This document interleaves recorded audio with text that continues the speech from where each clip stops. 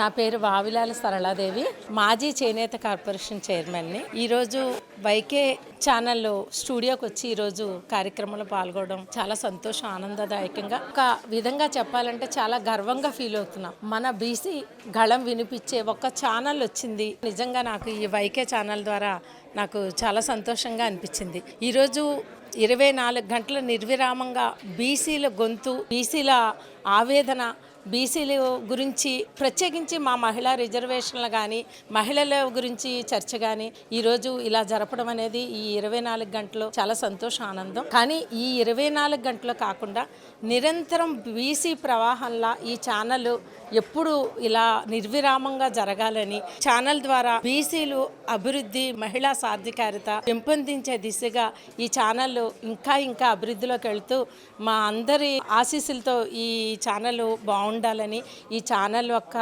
యాజమాన్యానికి ప్రతి ఒక్కరికి అభినందనలు తెలియజేసుకుంటూ, రేపు జ్యోతిరావు పులే గారి జయంతి సందర్భంగా మన రాష్ట్ర ప్రజానికానికి, ప్రపంచంలో తెలుగువారు ఎక్కడున్నా గర్వించదగ్గ మహానుభావుడు జ్యోతిరావు పులే గారు, సావిత్రిబాయి పులే దంపతులు కనుక ఆయన పుట్టినరోజు సందర్భంగా ప్రత్యేకంగా ప్రతి తెలుగు వారికి కూడా వందనాలు, అదేవిధంగా ఆయన పుట్టినరోజు శుభాకాంక్షలు తెలియజేసుకుంటాం. ఈరోజు 24 గంటలు కూడా ఈరోజు బీసీల గొంతు వినిపిస్తుంది ఈ గళం. నేను కోరుకునేది ఈ గళం అప్పుడప్పుడు కాదు, నిరంతరం నిర్విరామంగా ఈ ప్రవాహం, బీసీల ప్రవాహం గొంతు వైకే ఛానల్ ద్వారా ఎప్పుడు కూడా జరగాలన్నది మా కోరిక, అభిలాషగా తెలియజేస్తాం. అప్పుడప్పుడు కాదు, ఎల్లప్పుడూ బీసీల కోసం మీ వైకే టీవీ.